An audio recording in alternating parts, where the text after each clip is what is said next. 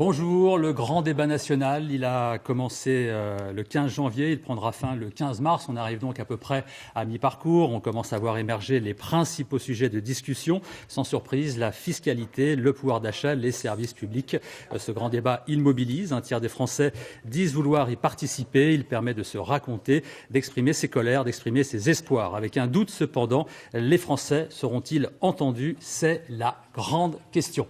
Trois invités. Jacqueline Maquet, députée de La République En Marche de la 2e circonscription du Pas-de-Calais, celle de Arras. Bonjour Madame Maquet. Sébastien Huyghe, député Les Républicains de la 5e circonscription du Nord, celle de Seclin-Aubourdin, également patron depuis octobre dernier de la Fédération LR du Nord. Bonjour. Bonjour. Et puis Fabien Thiémet, maire communiste de Marly dans le Valenciennois. Bonjour. Et avec moi pour présenter cette émission, Stéphane Barbero, journaliste à France Bleu Nord. Bonjour. Stéphane. Alors le grand débat national, il a démarré, on l'a dit, il y a 3 semaines. On revient sur quelques initiatives. Tout d'abord, des initiatives organisées ces 2 derniers mois dans le Nord et le Pas-de-Calais. C'est le maire de Frévent qui va dégainer le premier. Dès le 11 décembre, il va ouvrir en mairie ses premiers cahiers de doléances, alors que la colère des Gilets jaunes gronde encore sur les ronds-points. Dans cette petite commune du sud du Pas-de-Calais, le taux de chômage est de 25%. Ça va des salaires des ministres, députés, des retraites des députés qui sont trop élevées. Voilà, hein, c'est un peu une revendication générale. Le 17 décembre, c'est au tour du maire de Marly d'ouvrir des cahiers de doléances. Cette fois, on est dans le Valenciennois, dans une ville de 12 000 habitants. C'est tout à fait positif, et j'espère qu'on sera nombreux à le faire. Je suis pleine de désillusions parce que non, il n'y a rien qui changera. Fin décembre, les vannes sont grandes ouvertes. C'est un torrent de revendications, de tranches de vie, de peine et d'espoir qui chaque jour grossit un peu plus.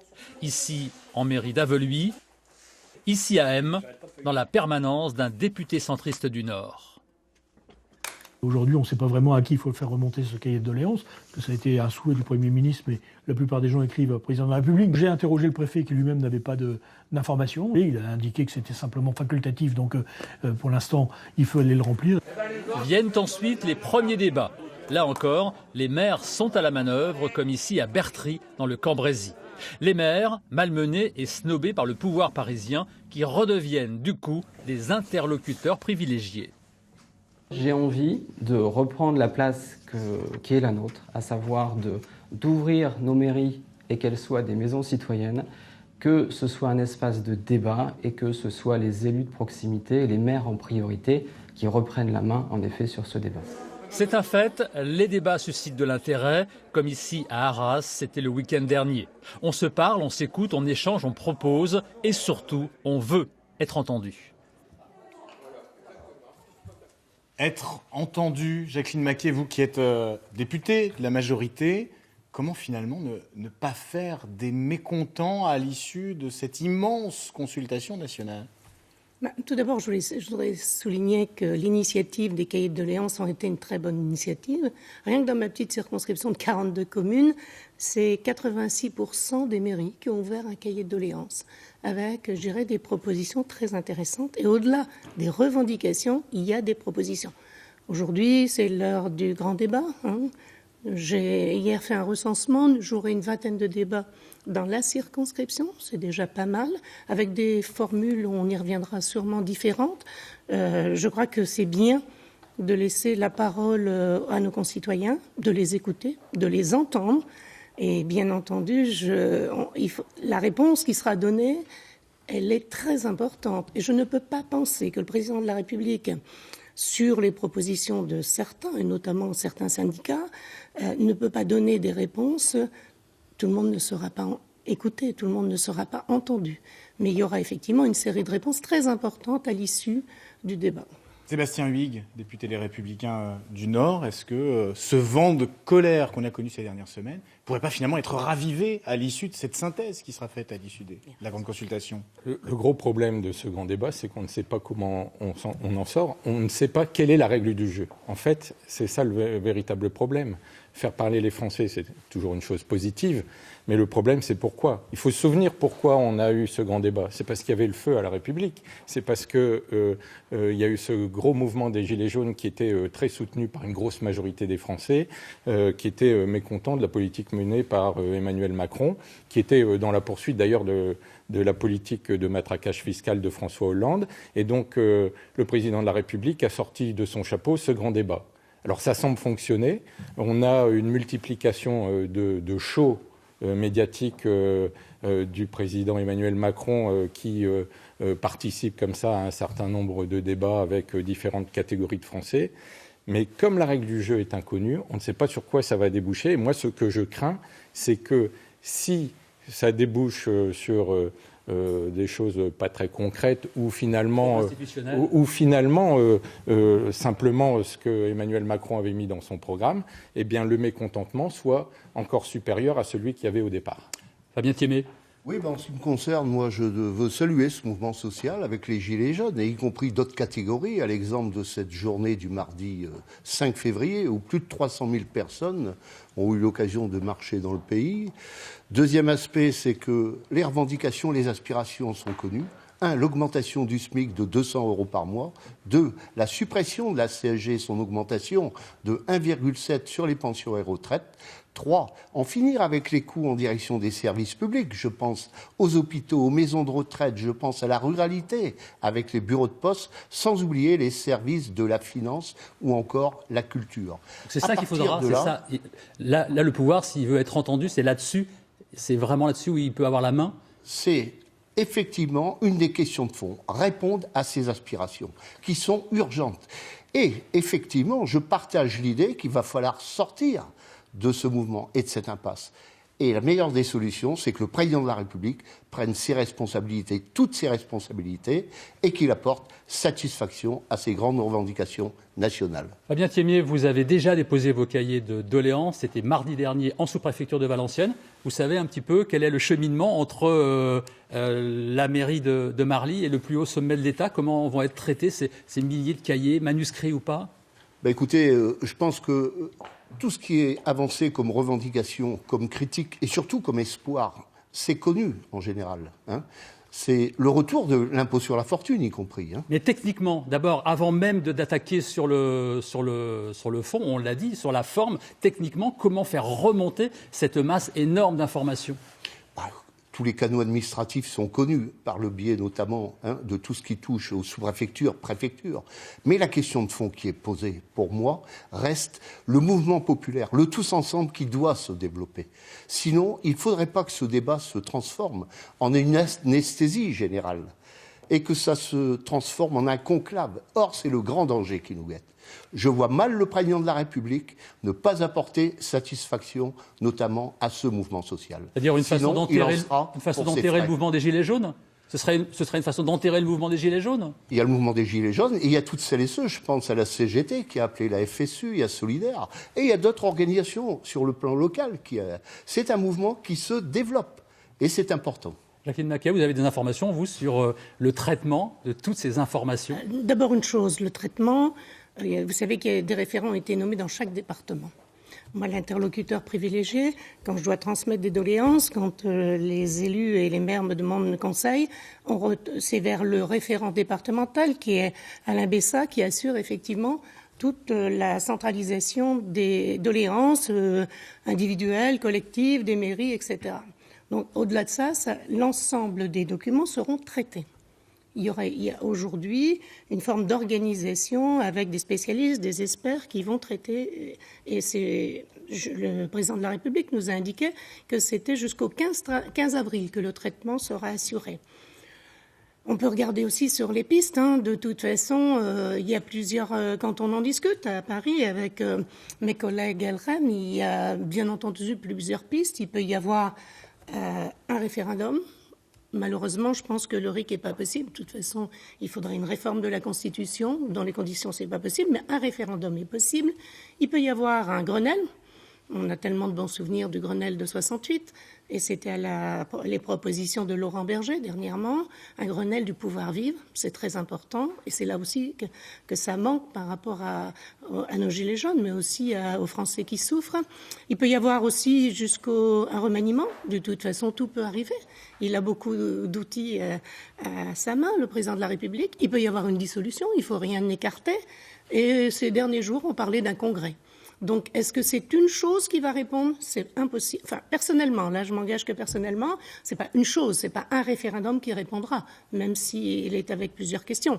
Mais il faudra effectivement une réponse qui soit plurielle pour répondre aux attentes, effectivement, de nos concitoyens. Sébastien Huyghe, vous dites on ne connaît pas les règles du jeu ni la finalité. Bref, on navigue à vue. Oui, c'est tout à fait ça. Il faut se souvenir que dans notre histoire, la dernière fois où il y a eu des cahiers de doléances, ça a terminé sur la Révolution française. Donc j'espère qu'on n'en arrivera pas là. Mais simplement, en ouvrant la boîte de Pandore, la vraie question, c'est est-ce qu'on ne va pas faire plus de mécontents finalement que de satisfaits? Et puis il faut se souvenir de pourquoi ce mouvement des Gilets jaunes s'est mis en place. Et il y avait eu un ras-le-bol fiscal, il y a eu un mépris de la part du président de la République vis-à-vis de ce mouvement à son origine. Je pense s'il avait répondu tout de suite au mécontentement, il aurait pu éteindre l'incendie, mais par le mépris, il a laissé l'incendie se propager, et maintenant il ne sait plus comment l'arrêter. Et donc on est dans ce grand débat suite à cette crise. Et puis c'est aussi une crise institutionnelle, parce qu'on voit que le gros problème, c'est qu'il a complètement laminé les corps intermédiaires, que sont les syndicats, que sont les élus locaux, les maires, qui ont été méprisés, la représentation nationale, les parlementaires aujourd'hui ne jouent plus du tout leur rôle, c'est-à-dire que la majorité vote le petit doigt sur la couture du pantalon exactement tous les textes voulus par l'exécutif, et tous ces nouveaux députés qui sont un peu tombés du ciel. Ces derniers temps, il y a eu un petit peu de mouvement quand même. Absolument pas. Oui, il est temps. Ne sont absolument pas présents sur le terrain parce que normalement, dans le fonctionnement classique de la démocratie, les parlementaires sont là pour recevoir le mécontentement de nos concitoyens. Et le fait que la grande majorité des parlementaires de la majorité sont absents du terrain, sont inaccessibles. Le député... Vous en avez une en face de vous, on va peut-être l'entendre, Jacqueline Maquet. Elle est particulière parce qu'elle a été pendant 2 mandats députée du Parti Socialiste, donc elle sait comment ça fonctionne. Mais la grande majorité des nouveaux, non, ils sont inaccessibles. Le député doit rester, l'élu national, accessible localement. Ça n'est plus du tout le cas. Il n'est plus du tout là pour amortir le mécontentement. Ils ne sont pas du tout là pour remonter au niveau de l'exécutif le mécontentement de nos concitoyens. Et donc, ce qui fait que tous ces corps intermédiaires qui ont été laminés les uns après les autres, il n'y a plus aujourd'hui que le peuple face à l'exécutif, le peuple face au président de la République. Et ça, c'est un vrai problème dans le fonctionnement de la démocratie. Je rebondirai, puis je vais faire un remake sur les 18 mois. D'abord, historique, l'élection du président de la République, avec, dans la foulée, par rapport au quinquennat et par rapport aux législatives, avec la constitution d'un groupe très important de plus de 300 députés dans l'hémicycle. C'est vrai, tous les corps intermédiaires ont été laminés, les partis. Je peux en témoigner, tous les partis sont en de grandes difficultés, les partis d'opposition aujourd'hui. Moi, je suis sûre aussi que la crise des Gilets jaunes, effectivement, nous oblige à réfléchir et que la deuxième partie du quinquennat ne sera pas comme la première. Moi, je suis arrivée dans ce groupe de 314 députés, avec un renouvellement très fort, avec une parité presque totale. J'ai beaucoup observé. J'avais déjà 2 mandats avant. En général, je pense que vous me connaissez assez. Je suis une députée de terrain. Mon cabinet parlementaire, il est installé dans les quartiers populaires d'Arras. Donc, je suis directement, effectivement, avec la souffrance de nos concitoyens et j'y suis pratiquement, pas tous les jours, sauf quand je suis sur Paris. Or, j'ai rencontré des jeunes députés de la société civile. Allez, sur les 300, il y en avait 80 qui avaient déjà une expérience politique. Des jeunes députés brillants, avec une formation exceptionnelle et très intelligents. Et je les ai observés quand ils légiféraient. Quoi qu'on en dise, pendant 18 mois, les textes de loi sont passés et sont très bien passés. Et ils savent légiférer, ils savent construire un texte, ils savent négocier avec le gouvernement. Est-ce qu'ils savent écouter? Parce que c'est ce que dit Sébastien. J'y viens. Est-ce qu'ils savent écouter le mécontentement quand on baisse les APL, quand on augmente la CSG, y compris pour les petites retraites? Moi, j'ai un peu crié déjà et souvent, je ne fais pas beaucoup de plateaux de télé, mais dans le groupe, on sait effectivement que je fais des remarques. Donc c'est important. Et c'est vrai, moi sincèrement, j'ai pas vu arriver les Gilets jaunes, mais j'ai vu que ça démarrait très mal avec la CSG. Je n'ai jamais eu autant de retraités dans ma permanence. Toutes les semaines, j'avais une quarantaine de cartes-lettres qui me disaient « ça ne va pas ». Je les ai rencontrés. En plus, certains d'entre eux, j'ai milité avec eux et je suis aussi de leur âge quelquefois. Donc, j'ai écouté beaucoup, j'ai fait des notes au Premier ministre, j'ai fait des notes au Président de la République. J'ai vu le Président de la République lors d'une soirée où la Commission des Affaires étrangères était accueillie, où je lui ai dit, il m'a dit, tu sais, c'est pas la TH va arriver, la TH c'est la taxe d'habitation. La TH n'a pas imprimé. La taxe d'habitation n'a pas imprimé chez les retraités. Je les ai beaucoup écoutés. Ils m'ont dit, on ne peut pas...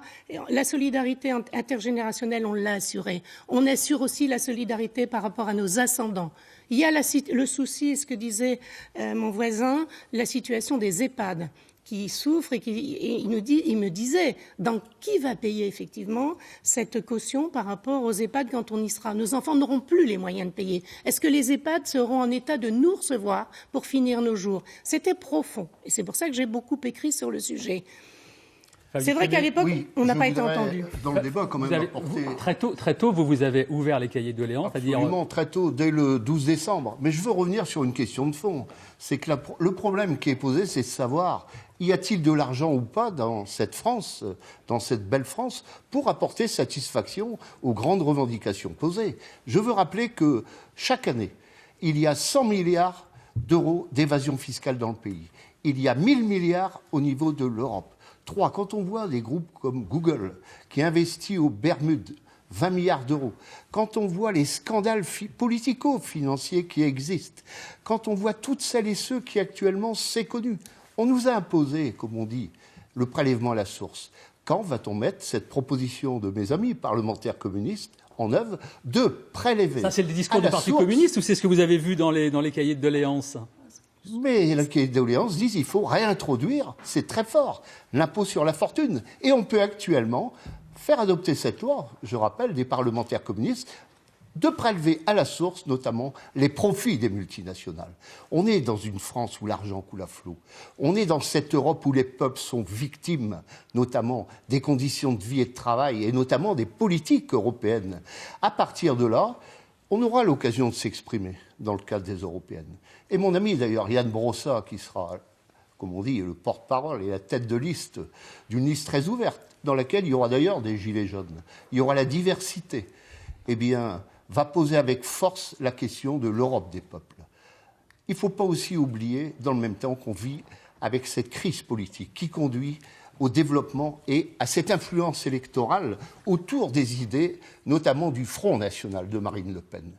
Moi, je pense que le meilleur moyen de mettre un arrêt, un coup d'arrêt à cette situation est là aussi d'apporter des réponses rapides en ce qui concerne l'emploi, la formation, l'avenir des jeunes, la situation des retraités, l'avenir du monde de la culture, l'avenir de la création.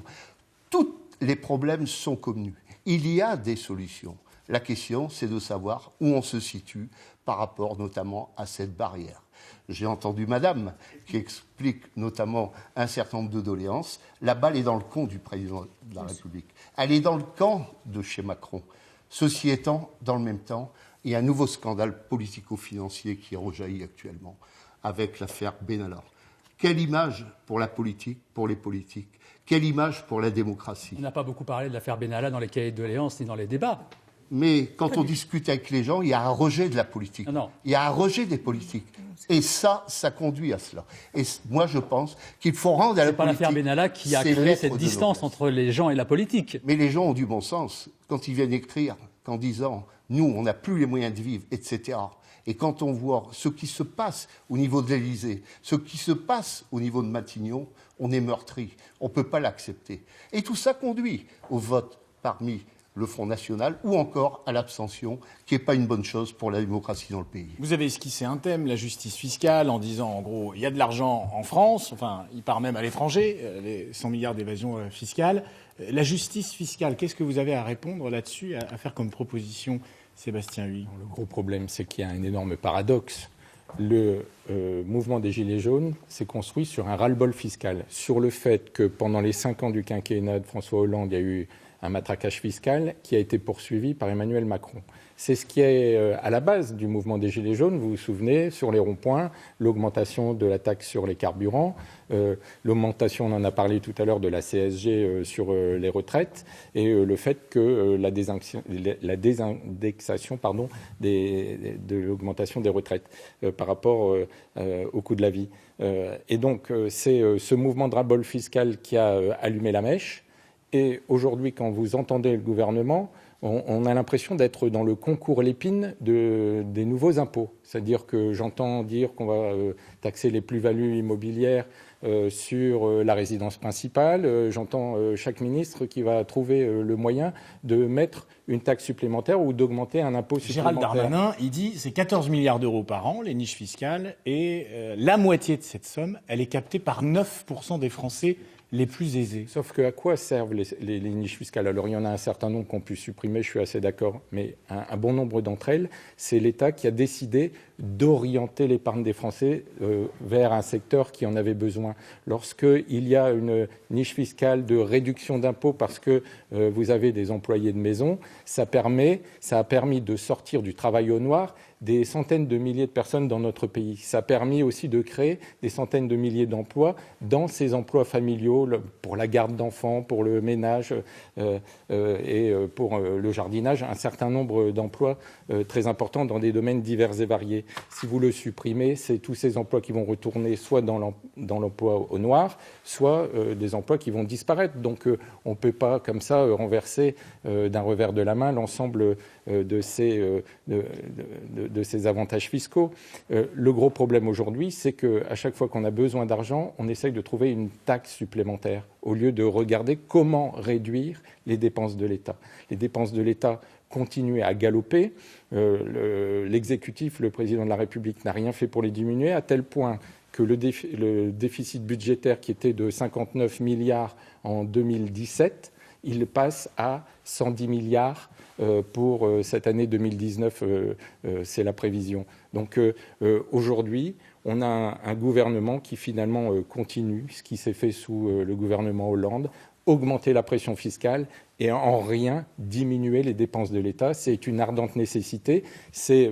On a la plus grosse pression fiscale dans l'ensemble de l'Europe, en France. Et donc aujourd'hui, rien n'est fait pour baisser cette pression fiscale qui est, je le rappelle, à l'origine du mouvement des Gilets jaunes. Un élément important sur ce grand débat national, on l'a vu sur les images, essentiellement des hommes de plus de 55 ans qui participent à ces débats, un tiers de femmes et très très très peu de jeunes. Alors pourquoi les jeunes sont-ils absents d'un débat qui pourtant les concerne directement? Jacqueline Maquet, je pense que vous avez dans l'idée d'aller faire le tour des quartiers à Arras. Je pense que les quartiers sont absents du grand débat, les jeunes sont absents. D'ailleurs, le président de la République s'en est aperçu et il a fait un débat avec les jeunes cette semaine. Il était jeudi en Bourgogne avec les jeunes. Tout à fait. Sur le volet, les jeunes. Qui s'est très bien passé. Mais il s'avère qu'il y en a quand même. Moi, j'ai eu une grande surprise. Samedi dernier, j'étais sur une table ronde d'un débat sur Arras, sur les services publics. Et j'avais 4 jeunes avec une réflexion très importante. Des jeunes qui sont encore en fin d'études. Mais on a eu très bons échanges. Donc ça s'est très bien passé. Ça sert à ça aussi. Parce que bon... c'est vrai que Fillon disait quand même il y a quelques années la France est en faillite, il ne faut jamais l'oublier quand même. Je ne pense pas qu'il y ait pléthore effectivement d'argent. Le tout, je vais vous le dire sincèrement, il faut faire les bons choix. Et je veux bien croire que lors de ces 18 mois, il y a eu des erreurs effectivement dans le calendrier. Sur l'ISF, est-ce qu'il fallait tout de suite supprimer l'ISF? Et moi j'ai un avis tranché sur l'ISF, je veux une évaluation. Est-ce que c'est bien? Et si ça a permis effectivement de soutenir des PME, des PMI, on n'y touche pas. Si ça ne va pas, eh ben on remet l'ISF ou alors on remet autre chose. De toute façon, il ne faut pas avoir peur dans ce pays. Et je suis à ma 12e année de parlementaire. On a souvent oublié les évaluations. On légifère et rapidement, on oublie d'évaluer ce qui se passe. Par rapport à la jeunesse. La jeunesse, justement, c'est la première des couches qui est le plus frappée par cette crise. Chacun sait, c'est que durs sont actuellement les temps pour pouvoir poursuivre ses études. Ils étaient nombreux, les jeunes, en mairie de Marly, à venir écrire? Non, mais je pense qu'il faut partir de la crise de la politique pour comprendre un peu ce genre de réaction. Ça n'empêche qu'ils s'expriment dans le milieu étudiant, dans le milieu lycéen, où de ci, de là, on a entendu des jeunes dire, là aussi, on veut poursuivre nos études, ou les familles, mais on n'a pas les moyens actuellement correspondants pour avoir recours, comme on dit, au loyer, au paiement du repas, ou tout simplement en raison de la baisse des APL. N'oublions pas, 1 200 000 familles vont être touchées en 2019 par cette nouvelle réforme. Troisième aspect, les jeunes, ils sont parfois bardés de diplômes et n'ont pas pour autant les débouchés. Bardés de diplômes, et puis après, il y a celles et ceux qui veulent fonder leur foyer, vivre leur vie, bénéficier du droit à la culture, au loisir, s'épanouir, se marier. Et à partir de là, l'État en place, et avec les politiques successives que nous avons connues, n'a pas apporté les réponses, comme on dit, au niveau qui s'impose pour faire en sorte de permettre à cette jeunesse qui veut croquer la vie à pleines dents de pouvoir s'épanouir. Et selon vous, donc la jeunesse, finalement, elle n'y croit plus beaucoup. Un mot sur l'absence des jeunes dans ce grand débat et sur les cahiers de doléances, on les voit peu, on les entend peu. Oui, ça montre que le président de la République n'a pas trouvé la formule gagnante pour réenchanter les jeunes avec la politique, les faire revenir. On a eu ce grand show avec 1000 jeunes, mais qui ont été triés sur le volet. On a fait venir, la plupart étaient des jeunes d'une école militaire, donc avec un débat très policé où il n'y avait pas eu un mot plus haut que l'autre. Je pense que si on avait voulu avoir un vrai débat avec les jeunes, il fallait prendre des jeunes de toutes les catégories sociales qui viennent de tous les quartiers pour que chacun puisse faire part véritablement de ses préoccupations. Et là encore, moi je le regrette, on est dans une opération de communication en permanence avec ces grands shows qui monopolisent d'ailleurs les chaînes d'information. Et à ce propos, je rappelle qu'on est à moins de 6 mois d'une élection, l'élection européenne, et on s'aperçoit que le président de la République truste tous les temps de parole. Et la question, c'est que fait le CSA, d'ailleurs, vis-à-vis de ça. Nous, les Républicains, nous avons saisi le CSA pour... oui, mais on est à moins de 6 mois. Et donc, à moins de 6 mois, toutes les dépenses de campagne sont prises en considération de la même manière que les temps de parole. Et donc, on a aujourd'hui, dans ces opérations de communication par rapport à ce grand débat, finalement, une campagne européenne qui se fait auprès du contribuable et... sans en avoir l'air. Donc là aussi, on est en train de biaiser la démocratie au profit d'un président de la République qui était vraiment à la ramasse par rapport à la situation de crise que nous avons vécue et qui aujourd'hui essaye de faire feu. C'est vrai que la cote de popularité d'Emmanuel Macron remonte légèrement. Il se refait de la popularité sur le dos de ce grand débat, Jacqueline Maquet. Il vous reste quelques secondes, Madame Moi, Maquet. simplement, par rapport à ce qu'il fait là, c'est exceptionnel. J'ai rarement vu des hommes politiques pouvoir assurer effectivement un contact direct avec la population. On me dira toujours, c'est apprêté, c'est sélectionné. Non, il est là. Il est là pendant 7 heures. Il connaît ses dossiers, il y répond. C'est un communicant, c'est quelqu'un qui sait faire de la politique. Le drame du président de la République, c'est peut-être qu'il n'y a pas de parti derrière. Et le drame de cette émission, Madame Baquet, c'est qu'on arrive vraiment au bout. Je suis vraiment désolé. Merci d'avoir participé. Frustrant. Merci Stéphane. Le temps, je sais, passe très très vite. C'est un vrai TGV, une demi-heure, c'est rapide. Je vous souhaite un bon dimanche. Merci. Je calme.